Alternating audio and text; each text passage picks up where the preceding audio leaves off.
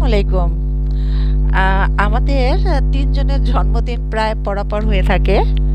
২৫ তারিখ নভেম্বরের, ডিসেম্বরের ১ তারিখ, ডিসেম্বরের ১৪ তারিখ মেয়ের জন্মদিন ছিল। তো বলেছিলাম যে যাব না। তো মেয়ে শুনে তো মন ভার করে আছে। হয়তো গাল ফুলিয়ে বসেছিল। মুখে বলেছিল ঠিক আছে। তারপর সকালবেলা আমরা দুজন চলে যাই।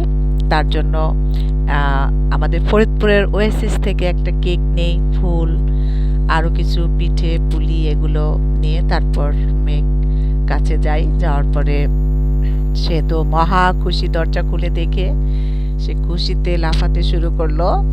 তারপর তাকে সবকিছু দেওয়ার পরে সে খুশি। তার বান্ধবীরা সবাই মিলে, ওরা কয়েকজন বান্ধবী একসঙ্গে থাকে, তো ওখানে সবাই মিলে কেক কাটলো, আনন্দ করলো। সে আমাকে খাইয়ে দিল, বাবাকে খাইয়ে দিল। সে তো মহা খুশি, খুব খুশি। তারপরে আসলে যাওয়ার পথে একটু কাজ ছিল, যেতে যেতে দেরি হয়ে গেল। এই জন্য তাড়াহুড়া করে বের হয়ে গেলাম। বের হয়ে আমরা একটা খাবার রেস্টুরেন্টে গিয়ে খাবার খেলাম। খাওয়ার পরে বললাম চলো যাই, দেখি কোথাও যাওয়া যায় কিনা। তারপরে আমরা আইডিবিতে গেলাম। ওখানে গিয়ে মেয়েকে বললাম যে দেখো কি কিছু কেনা যায় কিনা। পর আইডিবিতে গিয়ে ওকে বললাম যে ঠিক আছে, তোমার একটা ল্যাপটপ কেনো। সেখানে তিনি ল্যাপটপ, সে নাচতে নাচতে দেখেন কিভাবে বাবার হাত ধরে খুশিতে নাচতে নাচতে সে আইডিবিতে উঠছে। ওঠার পরে সে গেল যে ল্যাপটপ দেখতে থাকলো, দেখে তার কোনটা পছন্দ, কি নেবে সেটা দেখতেছিল। তো এর আগে আমি একটা আসুস কিনেছিলাম। আসুস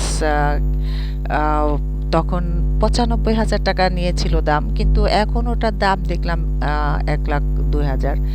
মেয়েকে বললাম তাহলে এটাই নাও, বললো যে না ওটা নেওয়া যাবে না, ওটা আমি পুরানো লাগে আমার কাছে, আমি অন্য একটা নেব। সে নিল হচ্ছে রেনোভো আইডিয়া প্যাড, তার 13i নিল। তো তার যেটা পছন্দ সেটাই তো দিতে হবে। তার মেয়ে তো তার বাবা তো সে মেয়ে বলতে অজ্ঞান, সে মেয়ে যা চাইবে তাই। তো এখন ল্যাপটপ কেনা হলো, তার বাবা টাকা দিয়ে দিচ্ছে। টাকা দেওয়ার পরে ল্যাপটপ নিয়ে আমরা, ল্যাপটপটা পাঠিয়ে দিল ল্যাবে পাঠিয়ে দিয়ে ওখানে প্রসেসিং চলছিল। তো আমরা বসেছিলাম। বেশ বোরিং লাগে, ল্যাপটপ কিন্তু প্রায় ঘন্টাখানেকের মতো লাগে। এই যে এখানে দেখেন আমার নাম দেখতে পাচ্ছি না, আমার নাম উঠেছে বাট ওখানে ওয়ার্কিং লেখা। তো কি করার, ওয়ার্কিং লেখা এখন ওখানে বসে বসে তো আর ভাল লাগবে না। তো আমরা পাশে যে একটা কফি শপ আছে, কফি শপ বললে ভুল হবে, ওটা একটা রেস্টুরেন্ট, ওটা ওখানে খাবার সব কিছুই পাওয়া যায়। তো আমরা ওখানে গেলাম, গিয়ে বিকেল টাইম, তো ওই সন্ধ্যার একটু আগে, তো আমাদের কফি খেলাম, কিছু হালকা নাস্তা করলাম। নাস্তা করে কফি খেয়ে তারপরে আবার সেই ল্যাবে আসলাম যে দেখি হয়েছে কিনা। ওখানে আবার অপেক্ষা করছি। এক সময় দেখলাম যে ওয়ার্কিংটা চলে গেল, তো ওখানে রেডিটা আসলো। তো রেডি আসার পরে আমরা আমার নাম ধরে ডাকা হলো, তো আমি গেলাম। যাওয়ার পরে ল্যাপটপ সে পেয়ে তো মহা খুশি, সে জড়িয়ে ধরে আমাকে, বাবাকে, খুব খুশি। আর মেয়ের খুশিতে আমাদের খুশি, একটা মাত্র রাজকন্যা আমার, যার কারণে তার খুশি তো অবশ্যই আমার খুশি।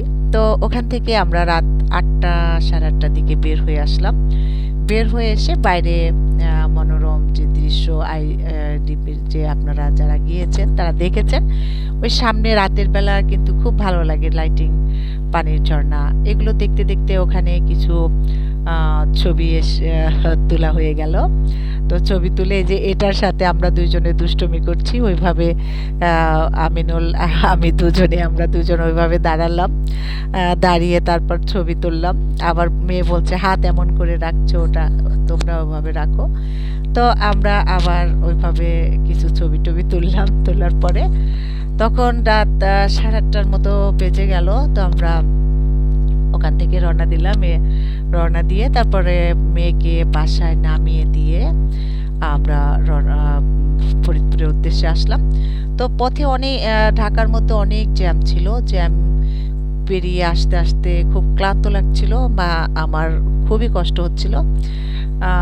তারপরে এক পর্যায়ে আমরা চলে আসলাম। বন্ধুরা দোয়া করবেন আমার মেয়ের জন্য, সবাই ভালো থাকবেন।